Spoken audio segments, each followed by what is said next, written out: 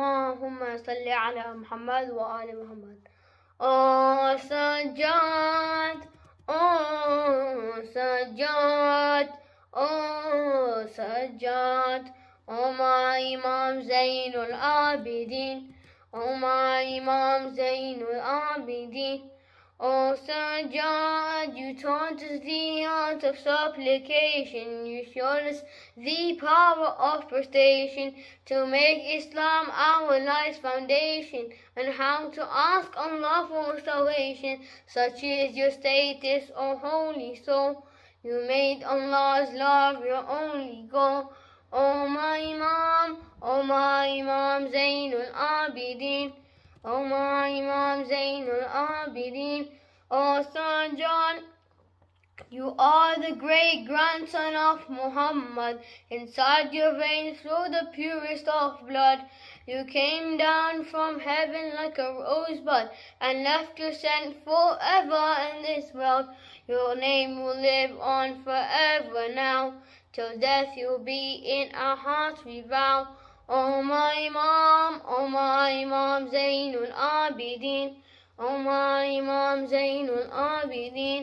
O Sajjad, you were in prison, your feet were in chains, and on the chains splattered your blood stains. Inside your heart were the scars of those pains, of what you saw that day on Nauha plains.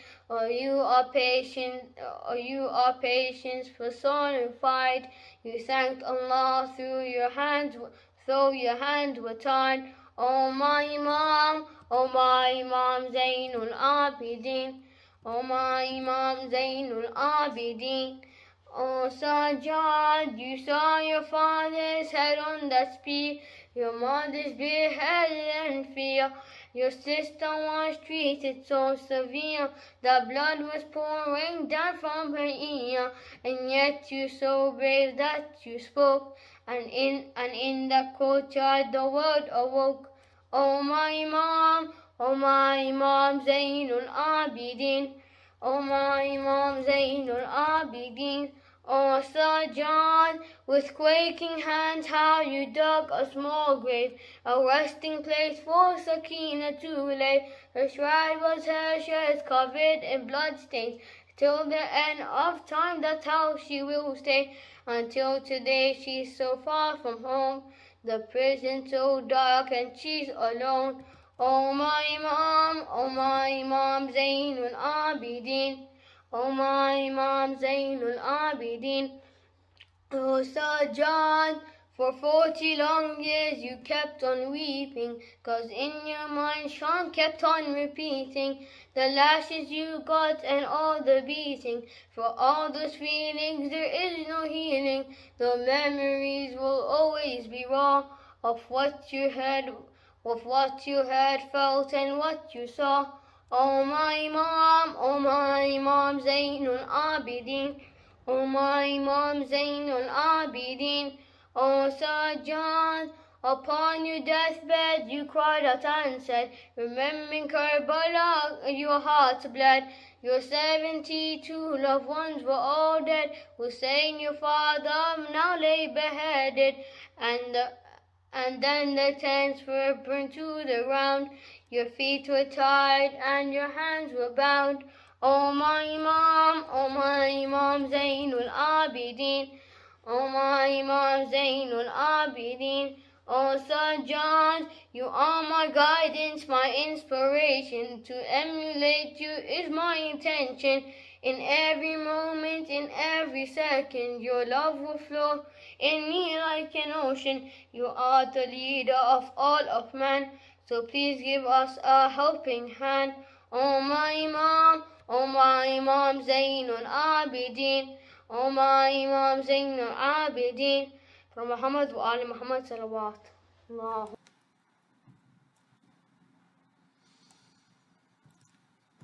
Assalamu alaikum everyone.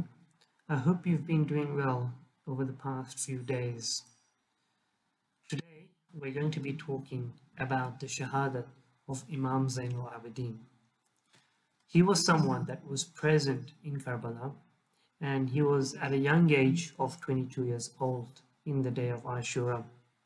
He even had his son, Imam Muhammad Baqir, who was present in Karbala as well.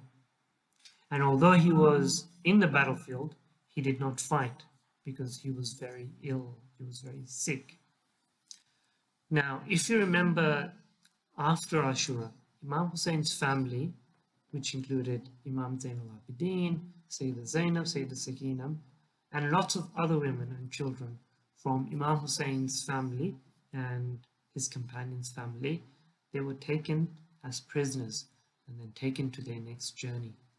So remember, they started this journey from Medina all the way to Makkah and then towards Kufa and then Karbala, where Imam and his companions became shaheed in the day of Ashura.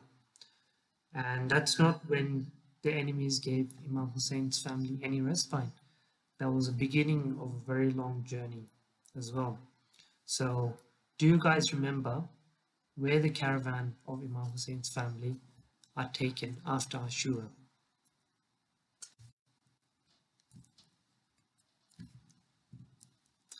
They were taken to Kufa and then Sham.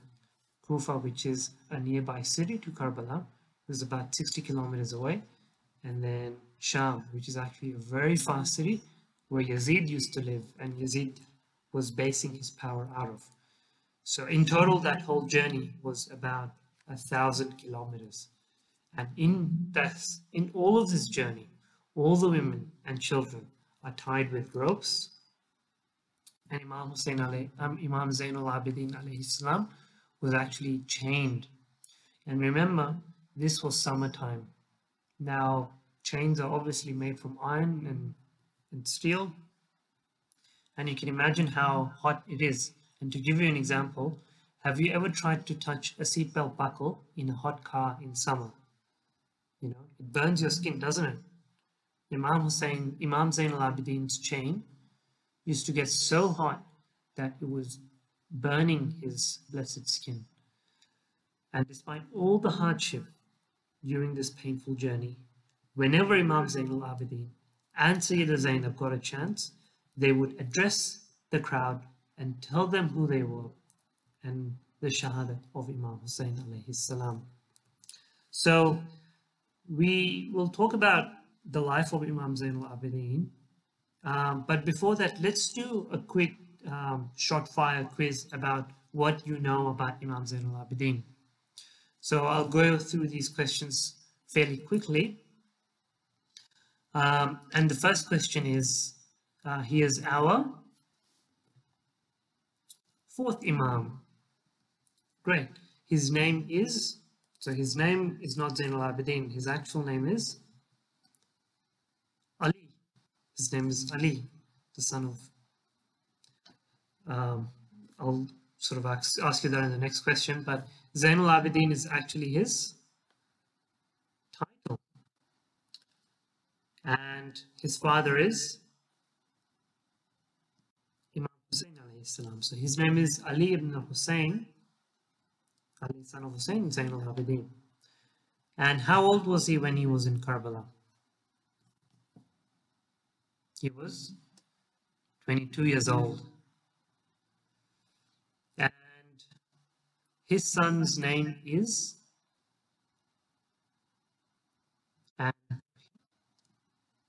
Imam Muhammad Baqir, and he is our which Imam? He is our fifth Imam. And Imam Muhammad Baqir was also present in Karbala. He was a toddler then, but he was also present. And lastly, he was martyred on, and the reason why we are marking this event is that today is, when we're commemorating it. So, but what was that date? What was that date?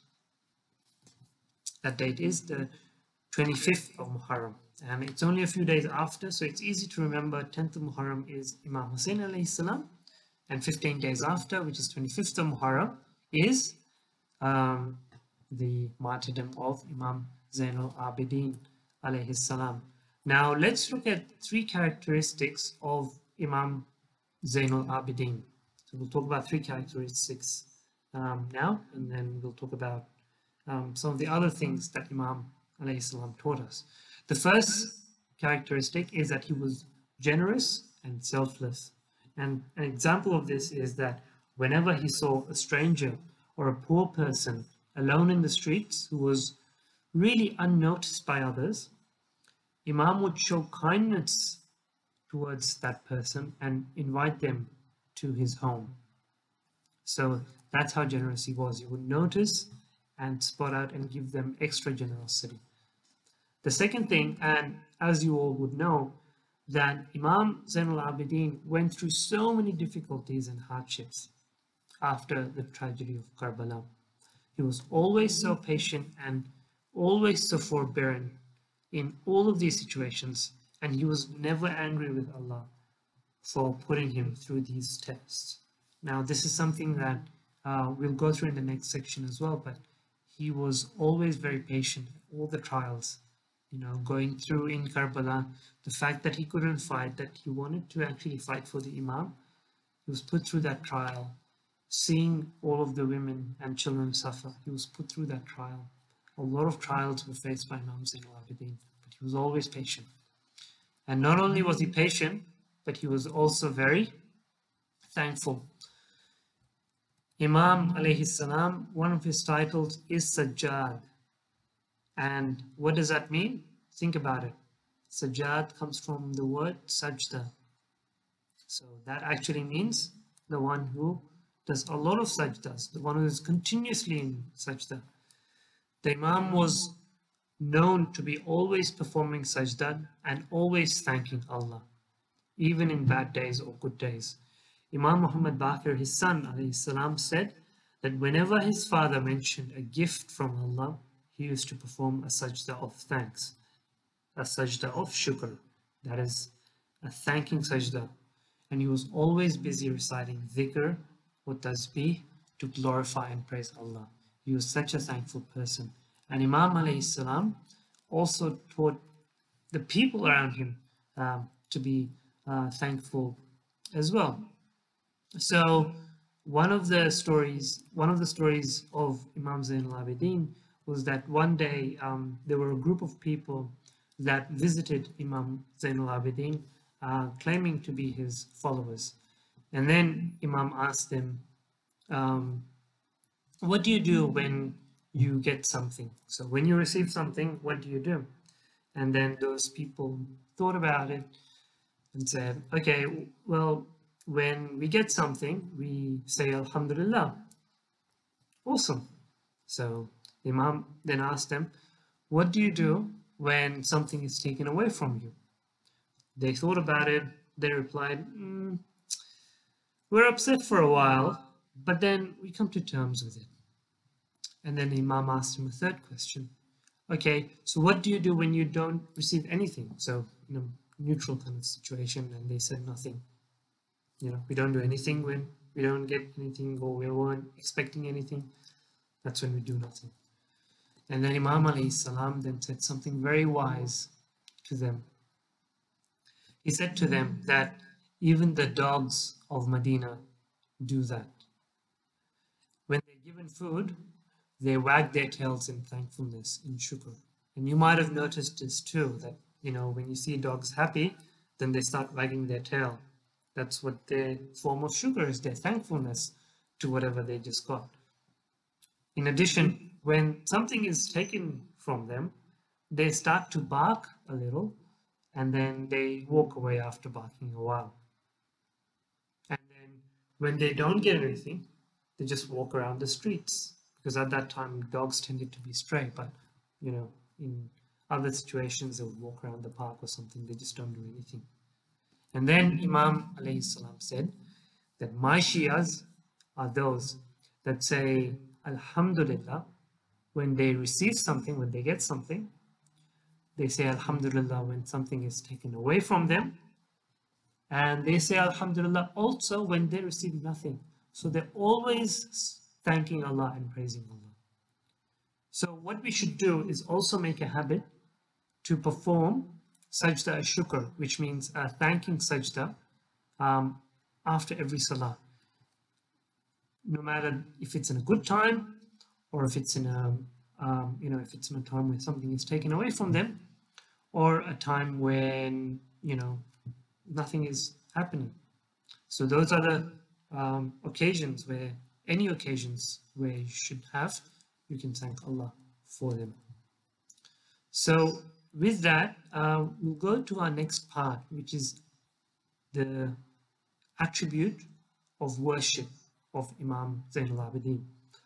One of Imam's famous titles is Zain al-Abidin, and this means the beauty of worshippers. Zain means from zinat, it means beauty, and Abidin means worship. So anyone who does Abidin is worshipping. Imam Zain al-Abidin was Zain al-Abidin.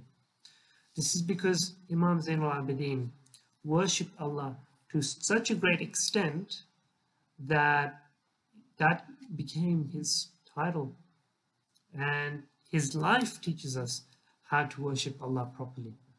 And Imam alayhi salam taught us, whenever we worship Allah, we should keep in mind his greatness, and our heart should be entirely focused on Allah, not being distracted or something like that.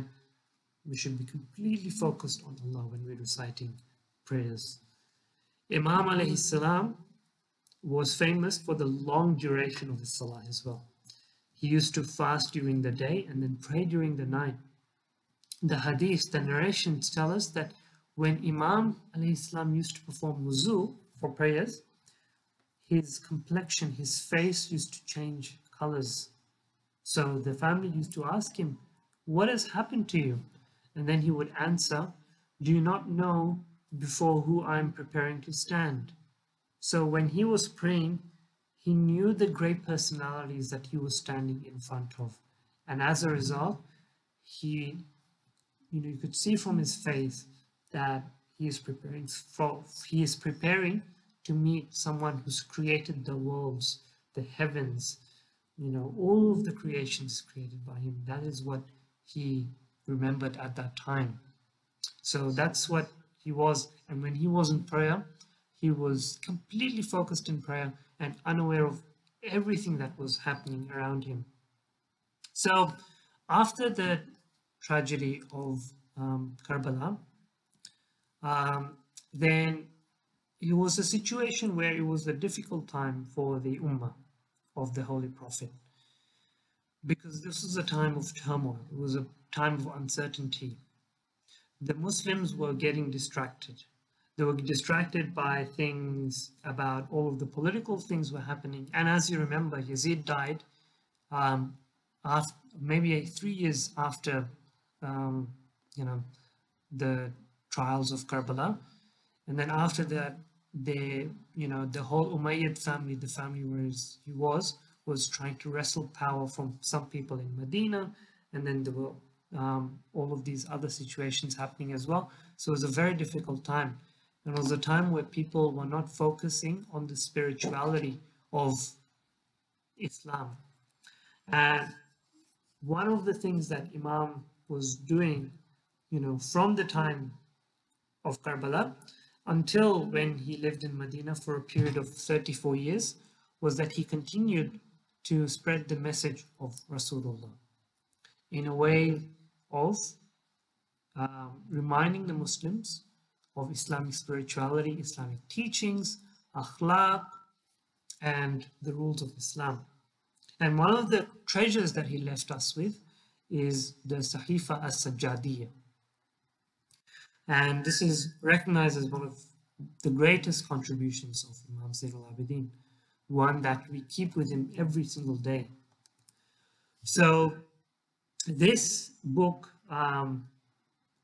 which scholars have called, is the sister of the Quran, because remember, Shias believe that the Prophet left us with two great weighty things, the Quran and the progeny, the itra of the Prophet. And when Imam Zain al-Abidin wrote a book, obviously that status is very high in our eyes, in the eyes of the scholars as well. So all of the good things about the Quran are reflected in Sahifa as-Sajjadiyya as well. And this book contains 54 du'as for many situations and times of day that we see and face in our daily times. And these are the dua that the Imam himself had recited. So remember, dua is a way of asking Allah for forgiveness, as well as for our needs and for thanking Him for everything that He's blessed us with. And not only that, dua was Imam Zain al-Abidin's way of teaching us how to pray to Allah and teaching us and teaching the Muslims at that time of what they should be focusing on as well, about how to pray to Allah and return to Allah. And then the interesting thing to note about these du'as is that next time you open it, and even if you don't have a hard copy, you can go to the internet and find Sahifa Sajjadiyah online, is that when you read them, you don't realize that it was written 1,000 years ago. The things that the Imam mentions are so powerful and effective. It's as if, we can see how they affect our lives today as well. So that is one of the miracles of these du'as as well. Okay, so the next thing that I wanted to talk about was just summarizing what we learned about the life of Imam Zain al-Abidin. And that is what worship we can learn from him. And what we can learn is that apart from doing wajib salah, which is our compulsory prayers, there's some other ways that we can worship Allah as well. And one of the important ways is saying thanks to Allah, shukran Allah. Anything that happens, good, bad, or nothing, we say thank you Allah. We recite du'as, we recite tasbihs, we recite the Holy Quran, and we attend the masjid, majalis, madrasa, Islamic gatherings, whether online or in person. We attend these and participate and show our participation in them. And above all, it's to remember to perform these acts with sincerity, completely being focused like the Imam, and also try to understand all of these du'as and things that we're doing. So we understand what we're doing, and also we're doing it with complete focus and sincerity. And with that, let's go to our activity. Now, the first question I have is, what does Zain al-Abidin mean? It means the beauty of worshippers. Zain means the beauty, and worshippers means, Abidin means worshippers. The next question is, what was the name of Imam Zain al-Abidin's greatest contribution as a book of du'as? It is As-Sahifa As-Sajjadiyah. Now, Sahifa means book, and Sajjad means the one who does sajda. Now, the next question is a bit of a trick question because I didn't mention it. I mentioned it very quickly. But how many du'as does As-Sahifa As-Sajjadiyah contain? 54 du'as. And there are also du'as, munajat, munajat of worshippers, of repenters, many beautiful du'as in there that I'd love for you to read whenever you can after this as well. And lastly, where was Imam Hussein's family taken after Ashura? So they went to two places notably. They went to Kufa and Sham. And remember, Kufa was a place where Imam Zain al-Abidin would have spent some of his life as well, particularly Sayyidah Zainab as well. These were the two places where Sayyidah Zainab grew up in with Imam Hussein alayhi salam, and when their father Imam Ali alayhi salam was responsible for the Muslim Ummah. And it would have been very humiliating. That's what Yazid's army wanted to do. They wanted to humiliate or try to humiliate the family of the Prophet by taking them as prisoners to Kufa, where they were once the rulers. But look at the greatness of Bibi Zainab, that she completely turned the situation, where now we remember Sayyidah Zainab, we remember Imam Hussein alayhi salam, and no one thinks Yazid was a good person today. And even at that time, Yazid was, people were still slowly starting to realize all of the sins that they did by turning back on Imam Hussein alayhi salam in the land of Kufa. But that is a story for next time.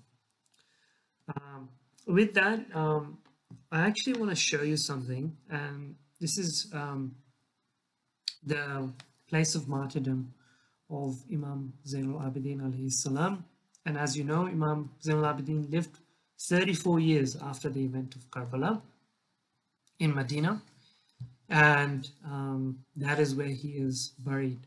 And one of the sad things that he faces and the family of Ahlul Bayt faced was that the graves in which Imam Zain al-Abeedin, as well as other Imams as well, Imam Hassan, Imam Zain al-Abeedin, Imam Jafar as-Sadiq, what they faced was their graves were completely demolished about 100 years ago. And 100 years ago, they had shrines like other Imams, but until today, their shrines were demolished, and all we have is headstones, and Shias can't even go and visit them up close. They have to watch them from far away. And the whole event of Karbala and the whole idea about Al-Azadari, the whole thing that we want to remember Imam Hussein alayhi salam and Imam Zain al-Abeedin, is to show that we care about the family of the Holy Prophet alayhi salam. Imam Hussein alayhi salam set to revive the religion of Islam as well, and through the remembrance of Imam Hussein alayhi salam and Imam Zain al-Abeedin alayhi salam, we tell the Muslims that we care about them, and they are the people who Allah has appointed to guide the Muslims into the future. But unfortunately, as you can see from the graves that are demolished, that Imam alayhi salam, and we still have a long way to go in terms of getting to the event where people realize the importance and the love that we have for these personalities. And with that, I will leave you, and thank you again for joining me, and wassalamu alaikum wa rahmatullahi wa barakatuh. Wawela sadwawela, wawela sadwawela, wawela sadwawela, wawela sadwawela, wawela sadwawela. Rasool Akram ka dil ruba बेखता मारा गया, रसूल अकरम का दिल रुबा बेखता मारा गया।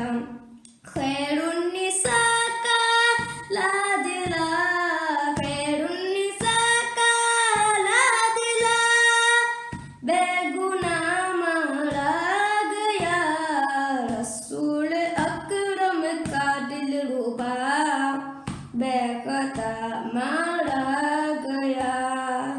मुस्तफा की लाडली ने नाज़ों से पाला जिसे, मुस्तफा की लाडली ने नाज़ों से पाला जिसे, वो सड़े कर बो बला, वो सड़े कर बो बला बेगुनाह मारा गया, रसूल अकरम का दिल रुबा बेखता मारा गया, रसूल अकरम का दिल रुबा बेखता